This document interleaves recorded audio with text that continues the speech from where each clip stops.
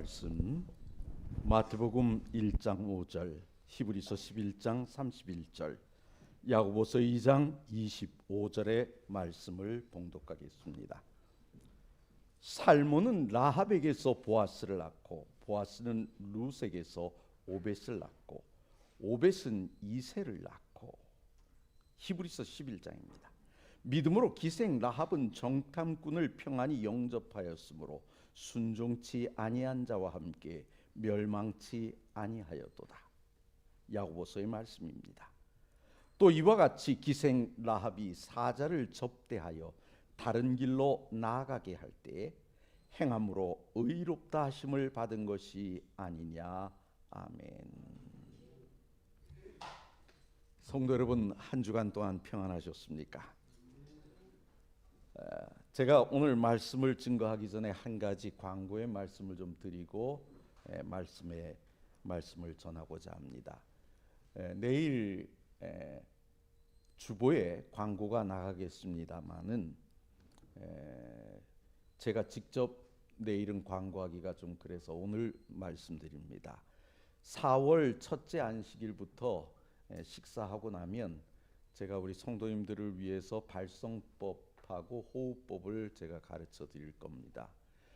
호흡법은 제가 대학 다닐 때 여러 교수님들한테 배웠는데 명쾌하게 가르쳐 주시지 않으셔요. 그래서 제가 따로 졸업한 이후에 여러분들을 찾아다니면서 배웠습니다.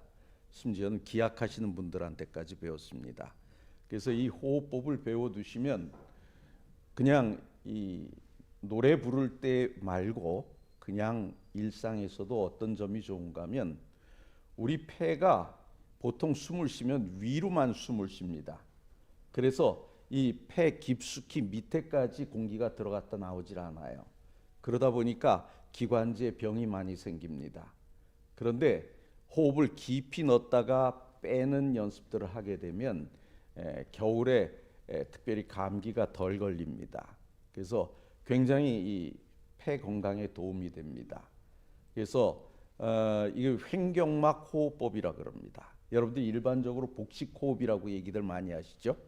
근데 복식 호흡이란 말이 틀린 건 아닌데 복식 호흡 배를 이만큼 내밀었다고 해서 이리로 공기가 들어가는 건 아닙니다. 공기는 결국 폐로 들어갑니다. 그래서 그 폐에 더 많은 공기를 넣기 위한 호흡법입니다.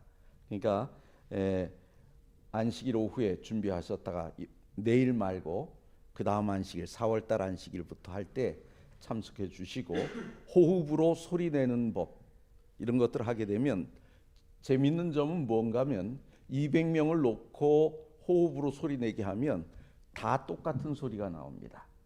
그 얘기는 무슨 얘기인가 하면 하나님께서 우리에게 주신 이 목소리는 다 어느 정도의 소리를 낼 수 있도록 하나님께서 우리에게 주셨어요. 그런데 우리가 습관이 잘못돼서 잘못된 소리를 내는 것입니다. 그래서 아주 기본적인 것으로부터 시작해서 소리를 만들어가는 훈련을 하게 됩니다. 그래서 이 교회가 좀 더 아름다운 목소리로 하나님께 영광을 돌리는 교회가 됐으면 하는 바람에서 강의를 시작할 것이니까 마음 준비하시고 참석해 주시면 좋지 않을까 생각합니다. 자, 그러면 오늘의 말씀으로 들어가십시다. 먼저 지난 시간에 받았던 말씀을 잠깐 살펴보도록 하겠습니다. 지난 시간에 말씀의 주제가 무엇이었습니까? 두 정탐꾼과 기생 라합이라는 제목이었습니다. 여호수아 2장에 등장하는 주요 인물 누구죠? 여호수아 그리고 두 명의 정탐꾼 라합. 그 중에서도 이 정탐꾼과 라합을 중심으로 지난 시간에 살펴봤습니다. 40년 전에 이스라엘 백성들, 특별히 모세가 이스라엘 백성들 중에서 12정탐꾼을 보냈을 때 그들이 돌아와서 이야기했을 때 어떤 일이 벌어졌습니까? 이스라엘 백성들의 간담이 녹았어요. 그래서 실패했죠. 그래서 가나안 땅에 들어가지 못했습니다. 그런데 이번에는 믿음의 사람 2명만을 보냈습니다. 그런데 어떤 일이 벌어집니까? 적들의 간담이 녹았다는 것입니다. 또한 하나님께서 미리 라합을 예비해 두심으로 이 믿음의 두 정탐꾼을 보호하셨고 여리고성 정복에 아주 큰 힘을 얻게 하셨다 하는 것이었습니다. 지난 시간에 잠깐 살펴보았던 여호수아는 어떤 사람이었습니까? 여호수아서 1장에서 여호수아는 내적 준비를 마쳤습니다. 그리고 2장에서는 외적인 준비를 합니다. 어떤 걸까요? 1장에 보면 여호수아를 부를 때 모세의 후계자로 불렸어요. 그만큼 그는 그때까지 모세의 그늘에서 벗어나지 못했습니다. 그래서 이제 여호수아서에 들어서면서 그는 빨리 이 모세의 그림자에서 벗어나서 자신의 지도력을 찾는 것이 급선무였던 것입니다. 이렇게 내적인 준비를 마치고 2장에 들어서면서 여호수아는 어떻게 불리기 시작합니까? 눈의 아들 여호수아로 불립니다. 다시 말하면 모세의 그늘에서 벗어난 것입니다. 그래서 이제 전투에 들어가기 전에 어떻게 합니까? 여리고성을 정탐하게 함으로써 정복을 위한 외적인 준비를 하는 모습을 우리는 볼 수 있었던 것입니다. 그렇다면 오늘의 말씀은 어떤 것일까요? 바로 라합의 믿음입니다. 지난 시간은 정탐꾼이 만난 라합이라는 관점에서 라합을 봤습니다. 그럼 오늘의 말씀에서는 라합의 믿음의 관점으로 우리는 살펴보고자 하는 것입니다. 자, 그러면 인물을 좀 살펴보십시다. 라합과 여호수아를 좀 한번 비교해 봅시다. 라합과 여호수아. 라합은 어떤 사람입니까? 이방 민족이지요. 여호수아는요, 선택된 백성입니다. 라합은 여인이었죠. 여호수아는 남자였습니다. 라합은 지체가 낮은 계층이었어요. 그런데 여호수아는 어떻습니까? 지도계층이에요. 라합은 부도덕한 직업을 가졌죠. 여호수아는요, 하나님의 사람이었습니다. 그런데 여기서 우리가 관심을 가질 것이 있습니다. 라합은 히브리서 11장에 소개된 인물이에요. 근데요, 여호수아는요, 히브리서 11장에 나올까요? 히브리서 11장이 어떤 내용입니까? 믿음의 사람들을 쫙 설명하는 내용들입니다. 근데 여호수아는 빠졌습니다. 자, 그러면 이 두 사람에게 있어서 공통점이라면 뭘까요? 이 두 사람의 공통점은 가나안에 들어가는 바로 그 시점에 하나님의 쓰임을 받았다는 것입니다. 여호수아는 어떻게 쓰임을 받습니까? 그는 하나님께 순종하였고 이제 순종으로 백성들을 어떻게 합니까? 준비시켰어요. 그래서 이스라엘 백성들이 순종할 수 있는 마음의 준비를 갖추게 한 사람이 누군가면 여호수아였다는 것입니다. 그럼 라합은요, 이 정탐꾼들을 도와 하나님의 섭리를 이루는 일을 했다는 것입니다. 다시 말하면 가나안 입성 시점에 여호수아도 라합도 각자 쓰임을 받았다는 것입니다. 그럼 이 라합과 여호수아가 쓰임을 받음에 있어서 중요한 것은 무엇일까요? 오늘 우리가 이 두 사람을 보면서 생각해야 될 것은 내가 순종의 자리에 있었는가 하는 것입니다. 하나님께서 우리에게 말씀하실 때 나는 순종의 자리에 있었는가, 불순종의 자리에 있었는가, 아니면 머뭇하고 있었는가 하는 것입니다. 여호와의 음성이 들릴 때, 혹은 여호와께서 우리를 부르시는 손짓을 보았을 때 우리가 어떤 반응을 보였느냐 하는 것이 중요한 문제인 것입니다. 여호수아는요, 담대하라는 음성을 듣고 어떻게 합니까? 그는 순종했어요. 라합은 어땠습니까? 그녀는 이스라엘의 광야의 여정에 대한 소식을 듣고 알게 된 그 여호와, 그 하나님을 섬길 수 있는 기회가 왔을 때에 바로 반응했어요. 다시 말하면 기회를 놓치지 않았다는 것입니다. 오늘 우리가 이 두 사람을 바라보면서 어떻게 해야 됩니까? 우리에게 기회가 왔을 때 우리는 뭐 해야 돼요? 즉시 반응해야 하는 것입니다. 그러면 사람의 관점과 하나님의 관점은 어떤 차이가 있을까요? 사람의 눈은요, 그 사람의 드러난 모습에 초점을 맞춥니다. 그래요, 안 그래요? 그렇죠. 그래서 그의 마음의 생각과 행동의 동기는 우리가 분명히 알지 못해요. 우리가 짐작은 잘하죠. 너 모습을 보니까 너 이런 마음으로 이런 일 했지라고 얘기하면 그 사람이 정말 그래서 똑같은 마음을 가졌는데 아니라고 할 때도 있지만 실제적으로 헛다리 짚을 때도 많죠. 그럴 때 많아요. 우리가 다 아는 것 같지만 다 알 수가 없어요. 그런데 하나님께서는 어떻습니까? 하나님의 명령에 순종할 사람인가에 하나님은 관심을 가지신다는 거예요. 하나님은 우리가 순종할 사람인가 아닌가를 보시는 거예요. 다시 말하면 마음의 준비가 되어 있는가, 그걸 보시는 겁니다. 그렇다면 또 우리가 또 한 가지 더 비교해 보십시다. 여리고성의 백성과 라합은 어떤 차이를 보였을까요?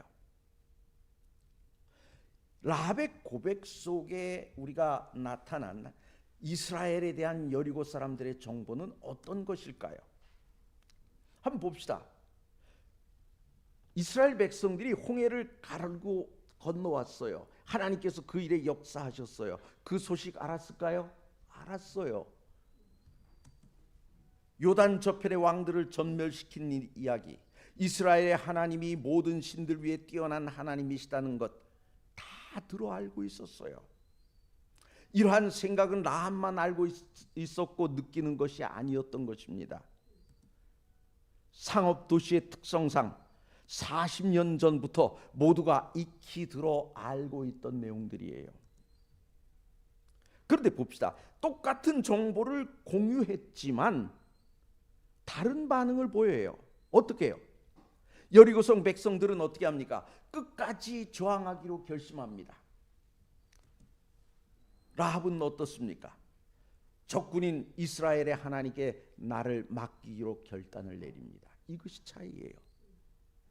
하나님이 모든 신들 위에 뛰어나다는 사실을 너무나 잘 알고 있으면서도 싸우려고 하는 사람들과 그 하나님께 자신을 맡기려고 하는 것, 우리는 분명한 차이를 여기서 보게 되는 거죠. 이렇게 다른 반응을 보이는 것들이 우리에게 주는 교훈은 뭘까요? 지식이 구원을 주는 것은 아닙니다. 아는 것이 구원을 주는 건 아니에요. 우리가 그런 얘기를 하죠. 아는 것이 힘이다 그럽니다. 근데 또 뭐라 그러죠? 모르는 것이 약이다 그럽니다. 아는 것이 오히려 해가 될 때도 있어요. 다시 말하면 아는 것이 반드시 우리에게 구원을 주는 것은 아니라는 것입니다. 그렇다면 여호와의 권능 앞에서 적들이 보인 반응은 무엇입니까? 무서워 떨거나 믿음으로 순종하거나 둘 중에 하나를 해야 하는 것이죠. 여러분, 불신자들도 하나님을 알아요, 몰라요? 알아요. 알고 있어요. 문제는 순종하기로 결심하지 않는다는 것입니다. 제가 이번 주에 저희 어머니 모시고 예전 위생병원이 입에 자꾸 붙어갖고 369의료원이 입에 잘 안 나옵니다. 위생병원에 갔었습니다. 가서 이제 저희 어머니 주사를 맞기 위해서 주사실 앞에 대기하고 있는데 저희 어머니 옆에 어떤 한 여자분이 앉았고 그 옆에 남자분이 앉았어요. 금난교회 집사님이시더라고요. 선교를 하는데 말을 잘 안 들으니까 뭐라 그러는가 하면 그때부터 제가 들었습니다. 아니, 천국이 없다고 믿었다고 칩시다. 근데 죽었는데 천국이 있으면 어떻게 할 거예요? 그래. 아, 죽었는데 천국이 있으면 어떻게 할 거예요? 그러니까 일단 믿어봐요. 손해날 거 없어요. 제가 그 얘기를 들으면서 속으로 참 웃었어요. 죽어서 천국 가는 건 아니죠, 그죠? 그러나 그분은 아주 확신을 가지고 그렇게 얘기를 하더라고요. 응? 딱 죽었는데 천국이 있으면 어떡할 거냐고. 너무나 단순하고 너무나 쉽게 얘기하는 모습을 보면서 우리는 과연 하나님의 말씀을 증거하기 위해서 저분처럼 저렇게 대담하게 증거할 수 있을까? 그런 생각을 가져보았습니다. 여러분, 오늘요 우리가 순종하기로 결심하지 않으면 안 되는 것입니다. 라합의 믿음이 가져온 두 가지 놀라운 결과가 있습니다. 그 첫 번째는 뭡니까? 온 집이 구원을 받았다는 것입니다. 라합 한 사람의 믿음이 온 가족, 그리고 누구까지요? 친척들까지 여리고성을 향한 하나님의 심판에서 그들을 구원했다는 거예요. 이게 왜 가능했을까요? 사도행전 16장 31절 가로되 주 예수를 믿으라 그리하면 너와 내 집이 구원을 얻으리라. 너만이 아니고 누구까지요? 내 집이 구원을 얻으리라 그랬어요. 디모데전서 5장 8절이요.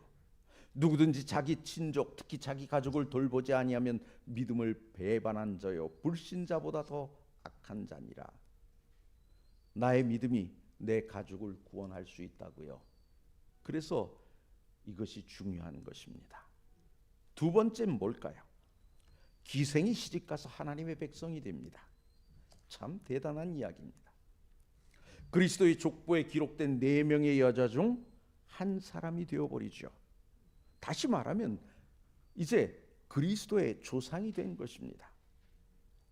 이 여호수아의 믿음의 행적은 아까도 살폈듯이 히브리서 11장에 기록되지 못했어요. 그러나 라합은 어떻습니까? 믿음의 조상 중 한 사람으로 기록을 남겼어요. 마태복음에 기록된 예수님의 족보에 어떻게 됩니까? 그녀의 이름이 올라가 있죠.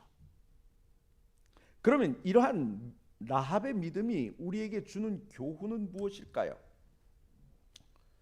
첫 번째 교훈은요, 하나님의 구원은 그 사람이 행한 의로 인한 것이 아니라 그의 믿음 때문이라는 것입니다. 의가 아니고 뭐 때문이라고요? 믿음이요. 자, 한번 라합을 좀 털어봅시다. 먼지가 나나 안 나나? 라합이 이스라엘을 위해 행한 일 중에서 부정적인 것들이 있습니까? 없습니까? 있어요? 없어요? 있어요. 뭡니까? 거짓말. 거짓말은 십계명에 저촉되는 죄예요. 그죠? 거짓말.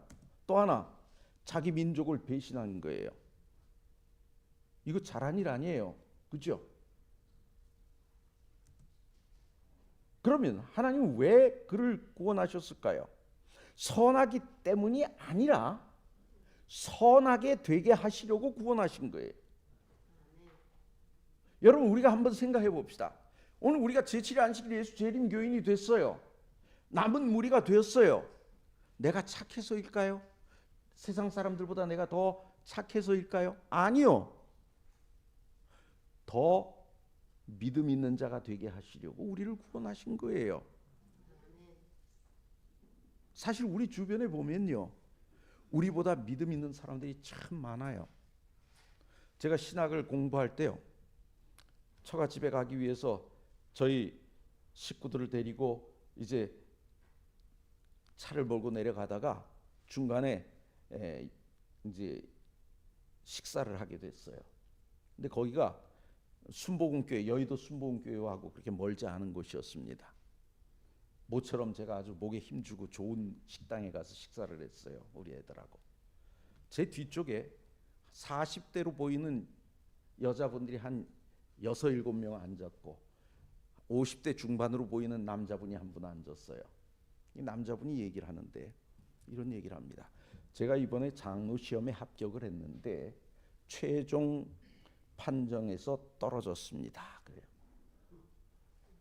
내가 왜 장로 거기에서 떨어졌는가 알아봤더니 제가 모든 헌금의 문제를 저희 집사람한테 맡겼는데 저희 집사람이 11조는 냈는데 감사 헌금을 안 냈습니다. 그래서 떨어졌습니다. 그래요. 그러면서 뭐라 그러냐면 저는 떨어져도 마땅합니다. 당연히 떨어져야 되는 사람입니다. 그래요. 그 이유로 뭘 하는가 하면 감사 11조는 내가 하나님의 것을 도둑질하지 않았다는 증거일 뿐이다. 정말 내가 하나님께 감사하고 하나님의 백성으로 살아간다는 증거는 내가 하나님께 감사 헌금을 하는 건데 그걸 안 했으니 내가 감사할 줄 모르는 사람이니 내가 장로가 되면 안 된다.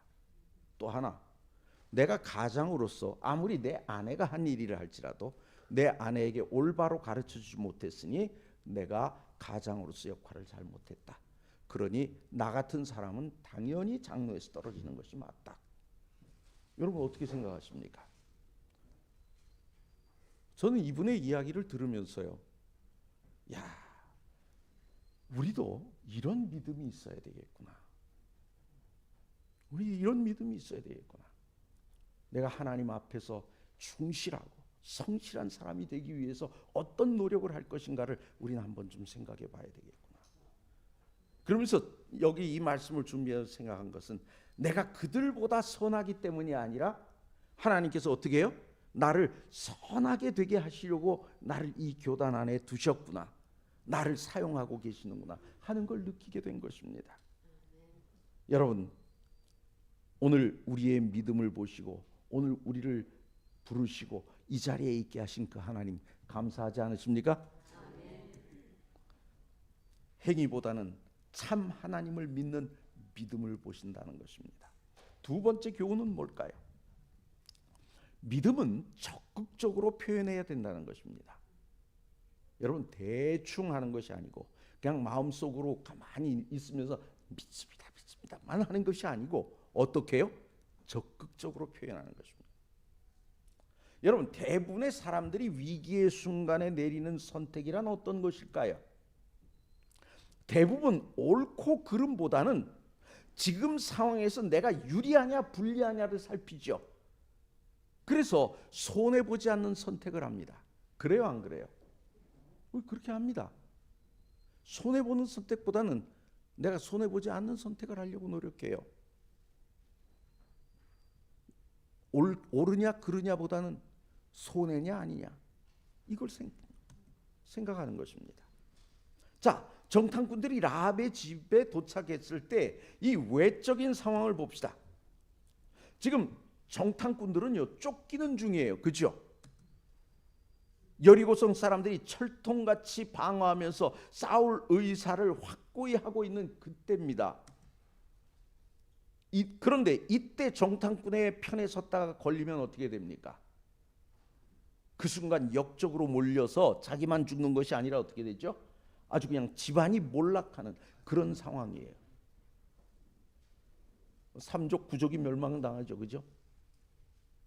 이런 상황이면 뭘 따지게 됩니까? 내가 이것이 유리하냐 불리하냐를 따져야 됩니다. 그런데 라합은 어떻게 합니까? 오늘 우리는 가만히 좀 생각해 봅시다. 라합은 이와 같은 이 외적인 모습과는 달리 백성들이 지금 내적으로 동요하고 있는 것을 정탐꾼들한테 시인합니다. 그리고 자신의 믿음을 확고한 어조로 표현합니다. 여호수아 2장 9절이요. 말하되 여호와께서 이 땅을 너희에게 주신 줄을 내가 아노라. 주실 것을 내가 아노라가 아니에요. 이미 주셨다라고 믿는 거예요. 이 땅은 누구 땅이라고요? 여호와 하나님의 백성들의 땅이라고 그는 인정하는 것입니다. 자신의 믿음이에요. 오늘 우리가 살펴야 될 세 번째 교훈은 무엇일까요? 여러분, 하나님이 세우신 이 정탐의 목적 중에는 라합의 구원도 있었다는 것입니다.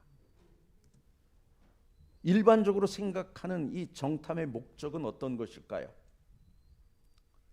적진을 공격할 때 아군의 피해를 줄이고 수월하게 적진을 함락시킬 수 있는 길을 찾기 위해서 정탐하는 거죠. 그죠?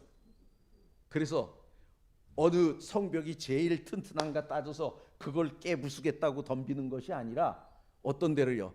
제일 약한 곳을 찾아서 그리로 들어가려고 하는 것 아닙니까? 그죠? 그런 거예요.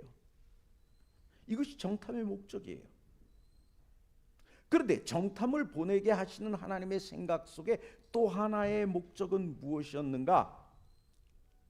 라합의 믿음을 이미 아시고 그 작은 믿음이라 할지라도 그 믿음을 귀히 여기셔서 구원의 길을 열어주시려고 하신 것입니다. 여러분 생각해 봅시다. 만약에 두 정탐꾼이 들어가지 않았다면 라합의 믿음은 지금 우리가 알 수 있을까요? 없을까요? 없어요. 왜 모르죠? 멸망당할 때 같이 멸망당했으니까요. 모르는 거예요. 그러나 하나님은 그녀를 위해서 정탐꾼을 보냈다는 것입니다. 라합을 만난 이 정탐꾼과 사마리아 여인을 만나신 예수님에는 유사성이 있습니다. 어떤 점일까요? 정탐꾼의 파견부터 봅시다. 12정탐꾼 40년 전에 실패했죠. 그때 실패했다면 보내는 것이 맞습니까? 안 보내는 것이 맞습니까? 여러분, 지금요 여리고성 함락은 어떻게 합니까? 우리가 잘 아는 대로 매일 한 바퀴씩 돌다가 7번째 날에 어떻게 해요? 7바퀴 돌고 소리 한번 지르면 무너지는 거예요. 정탐할 필요 있어요? 없어요? 없어요. 상식적으로 할 필요가 없어요. 안 보내는 게 오히려 상책이에요. 또 왜 안 보내는 것이 나으냐? 12정탐꾼 시절에는 백성들이 믿음이 없었어요. 그죠? 근데 지금 온 백성이 믿음으로 전진하고 있어요. 그러니 보낼 필요 있어요? 없어요? 없어요. 그런데도 보낸 것은 누구 때문이라고요? 라합 때문에 보냈다는 겁니다. 그러면 예수님은 어떨까요? 사마리아 여인을 만나신 예수님. 당시 상황으로는요, 사마리아를 거치는 것보다 우회하는 것이 상책입니다. 왜 그럴까요? 일부러 뜨거운 시간에 사마리아를 들릴 필요가 없었어요. 그런데 예수님은 오직 그 여인의 믿음과 갈급함을 아시고 누굴 위해서요? 그 여인을 위해서 그곳으로 가신 것입니다. 하나님이 이런 분이세요. 그 한 사람, 이름 없는 한 사람을 예수님은 귀히 여기시고 중히 여기시고 구원하려 하신다고 하는 사실입니다. 자, 그렇다면 히브리서 11장에서 본 라합의 믿음은 어떤 것일까요? 히브리서 11장 31절이요. 믿음으로 기생 라합은 정탐꾼을 평안히 영접하였으므로 순종치 아니한 자와 함께 멸망치 아니하였도다 그랬습니다. 여기 기생이란 말은 히브리 말로 조나예요. 근데 이 당시 신전에서 일하는 신녀로서의 창녀를 이야기하는 것이 아니라 이 조나라는 단어는 그냥 일반적으로 우리가 생각하는 창녀를 얘기하는 것입니다. 그러니까 예? 그 얘기를 제가 말씀드리죠. 가나안 땅은요, 여기 19금인데 19살 밑에 우리 소년도 있어서 제가 참 거북스러운데요. 이 당시 가나안 땅은요, 통과 의례라는 것이 있었습니다. 통과 의례는 무엇인가 하면 남자가 남자 구실을 할 수 있는 나이가 되고 여자가 여자 구실을 할 수 있는 나이가 되면 일정 기간 동안 신전에서 봉사를 해야 됩니다. 그래서 남자 아이들은 여신을 섬기는 곳에 사제가 됩니다. 그 다음에 남신을 섬기는 데는 여자들이 신녀가 되는 거예요. 그래서 이 당시에 거룩해지는 방법은 신과 내가 육체적으로 하나가 되는 거예요. 다시 말하면 남신을 섬기는 곳에 있는 여사제와 내가 육체적으로 몸을 합함으로써 거룩해진다고 생각하는 거예요. 그러면 여신을 섬기는 데에 있는 남사제들은 또 그렇고요. 그러다 보니까 여러분 생각해 보십시오. 결혼하기 전에 그 동네 모든 남자애들은 모든 여자분들과 다 경험을 해본 거예요. 여자애들은요. 또 반대죠. 그러니 그런 사람들이 유대 백성들 사이에 있으면 어떤 일이 벌어질까요? 큰일 나는 겁니다. 그래서 하나님께서 가나안에 들어갈 때 뭐라고 하셨죠? 남자를 알지 못하는 여자를 빼고 나머지는 다 어떻게 하라고요? 죽이라고 얘기하셨어요. 여러분들 한번 보십시오. 이스라엘 백성들이 잠깐 지금 딴 얘기로 빠졌는데요. 애굽에 있으면서 그들이 그 신전에서 그런 쾌락을 맛봤던 거예요.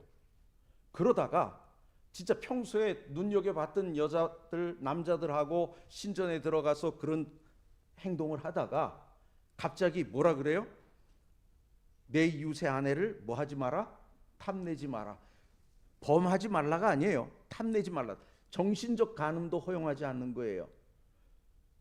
자기 부인만 쳐다보고 살아라 그러니까 이스라엘 민족이 미칠 것 같은 거예요.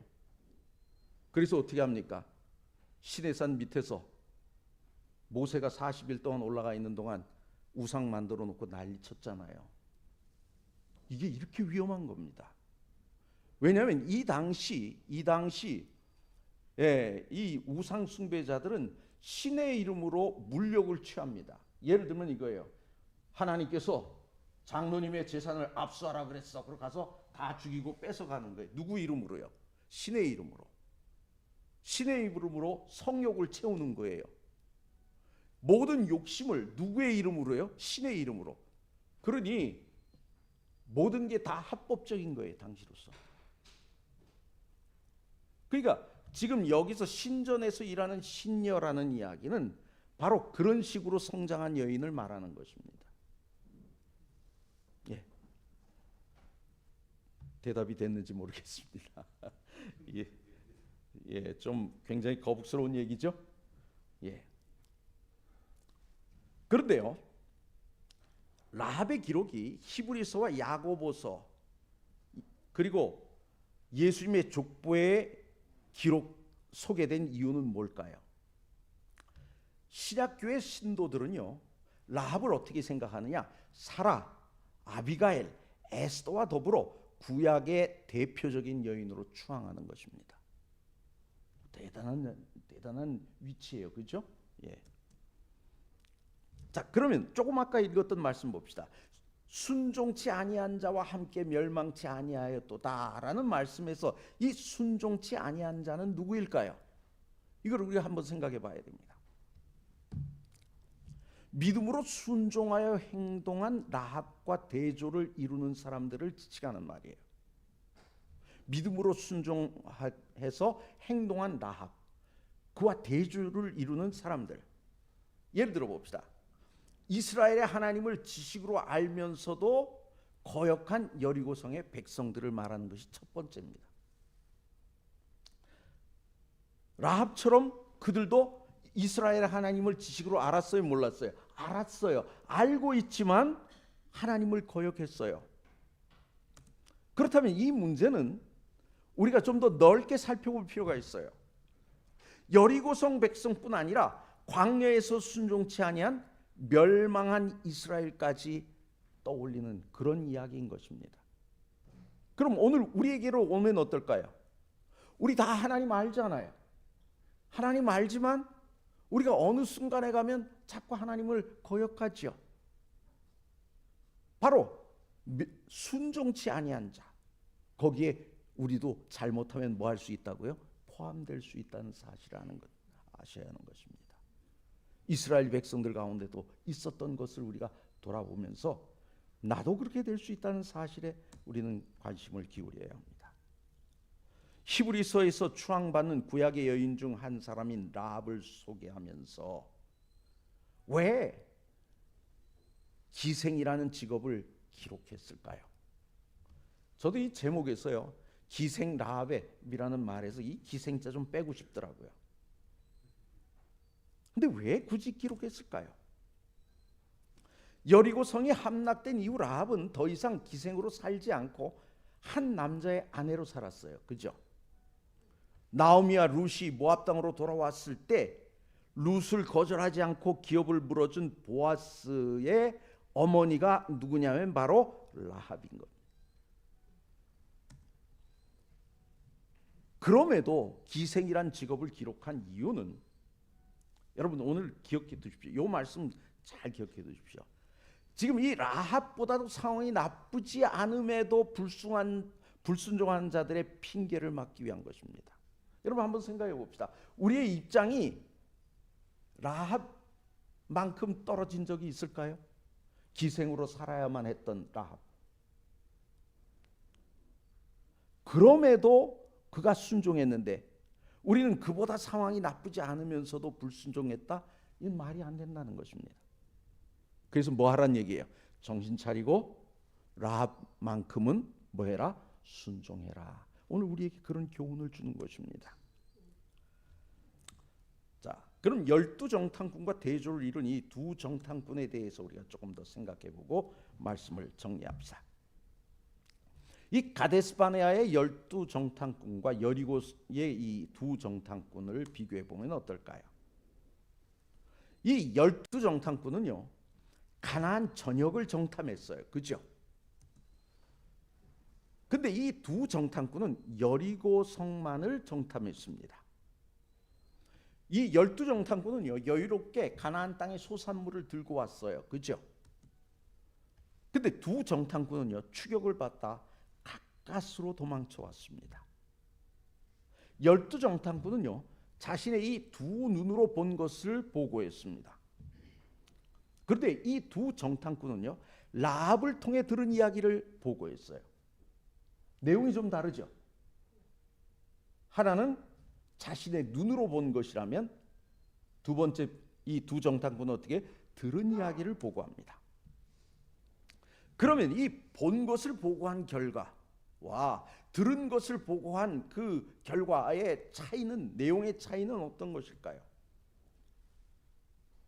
여러분, 이 12정탐꾼의 눈으로 확인한 이 지식이 이스라엘에게 구원을 준 것은 아니었어요. 그죠? 결과적으로 이 12정탐꾼 중에서 10명은 눈은 눈인데 어떤 눈이에요? 육신의 눈으로 봤어요. 육신의 눈으로 보니까 그 거민들이 어떻더라? 장대하더라. 그걸 본 거예요. 겨우 그중 12정탐꾼 중에 2명만 어떤 눈으로 봤죠? 믿음의 눈으로 봤어요. 그러면 이 두 정탐꾼은 어땠습니까? 들은 것을 보고했어요. 라합이 전해준 여리고성 백성들의 심리 상태를 전했죠. 그들이 어떻게 됐대요? 간담이 녹고 있더라. 그럼 이 라합이 들려준 이 소식은 어떤 역할을 했을까요? 여리고성 거민들의 간담이 녹고 있다는 보고는요, 이스라엘 백성들의 육신의 눈을 감게 하고 영적인 눈으로 여리고를 보게 하는 계기가 되었던 것입니다. 여러분 한번 생각해 보세요. 산성이에요. 꼭대기 위에 아주 튼튼한 성이 지어져 있어요. 그 위에서 돌만 굴려도 밑에는 어떻게 됩니까? 큰일 나요. 근데 거기를 일주일 동안 돌 수 있는 믿음이 무엇에서 생겼을까요? 그들의 간담이 녹았다는 사실을 알게 되었을 때 그들이 공격하지 못할 것이라는 확신을 가질 수 있었죠. 그래서 어떻게 합니까? 하나님의 말씀에 순종할 수 있었던 것입니다. 여러분, 오늘 우리가 육신의 눈을 감고 영의 눈을 떠야 하는 이유가 이것입니다. 오늘 우리는 이 세상을 바라볼 때 바로 영의 눈을 가지고 우리가 바라볼 수 있는 사람들이 되어야 하는 것입니다. 정리합시다. 하나님께서 우리와 함께 일하신다는 용기를 주는 복된 소식이 되었다는 것이죠. 자, 오늘 말씀을 정리해 보십시다. 오늘 우리가 말씀 속에서 기억해야 될 것은 무엇일까요? 하나님께서 우리를 사용하시는 기준은 내 신분이 아니라 내가 순종의 자리에 있었는가의 여부입을 우리는 기억해야 되는 것입니다. 또 하나 우리가 기억해야 될 것은 뭘까요? 같은 복음을 듣고도 다른 반응이 나올 수 있기에 우리는 믿음으로 말씀을 들어야 한다는 것을 기억하시기 바랍니다. 하나님의 구원은 우리가 선하기 때문이 아니라 우리가 선하게 되게 하시기 위하여 주어진 것이라는 사실을 기억해야 하는 것입니다. 그래서 오늘 우리를 구원하시고 구원의 백성에 불러주신 그 하나님께 감사하시고 하나님 앞에 머리 숙이시는 오늘 귀한 안식일 되시길 바라면서 말씀을 마치겠습니다. 기도하십시다. 거룩하신 하나님 아버지, 오늘 저희들을 부르시고 라합을 통하여 오늘 우리의 믿음이 어떠했는가 살펴보게 하시니 감사합니다. 그 어려운 환경 속에서 그가 하나님을 믿고 의지하였던 것, 오늘 우리가 그보다 못한 믿음이었다면 오늘 다시 한번 우리 자신을 스스로 징책하게 하시고 다시 깨어있게 하시고, 그래서 하나님 앞에 다시 한번 순종하는, 그래서 우리의 자리를 순종의 자리로 이끄는 오늘 우리 모두가 다 될 수 있도록 은혜 베풀어 주시옵소서. 거룩하신 하나님 아버지, 이제 우리가 이 말씀을 마음에 새기고 각자의 집으로 돌아가고자 합니다.